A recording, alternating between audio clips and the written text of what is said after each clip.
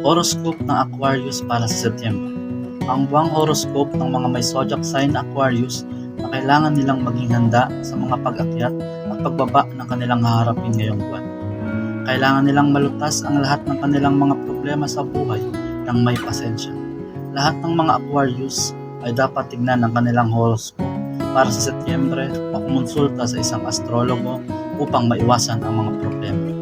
Ang iyong love horoscope para sa Aquarius ay nagsasabi na mararanasan nila ang ilang mga problema sa kanilang buhay pag-ibig dahil sa impluwensya ng Venus.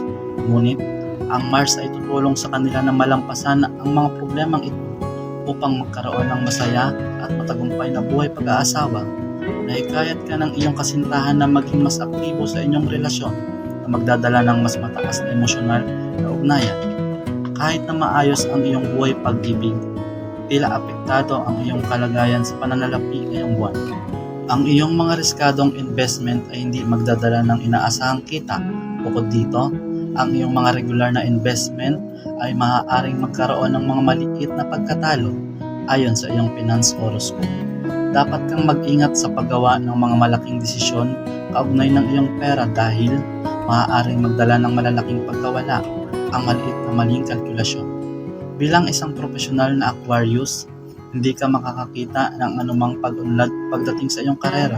Magkakaroon ka ng kaunting tensyon sa pagitan mo at ng iyong mga kasamaan sa trabaho na maaaring makaapekto sa iyong produktibidad. Maaaring magdulot ng frustration ang hindi pagkatapos ng trabaho o hindi pagkamit ng mga target.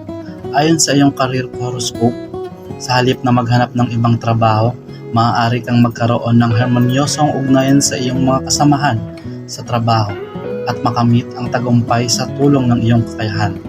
Ang iyong health horoscope ay nagpapahayag na ang Setyembre ay ang tamang buwan para subukan ang lahat ng mga outdoor na aktibidad na iyong planong gawin. Dahil ang iyong pisikal na kalusugan ay maganda at maaari kang makabangon mula sa mga dating karamdaman. Maaaring magkaroon ng kaunting epekto sa iyong mental na kalusugan dahil sa presyon sa trabaho. Ngunit, maaari mong iwasan ang mga ito sa pamamagitan ng mga paraan ng pamamahinga. Tips para sa Setyembre na dapat mong sundan.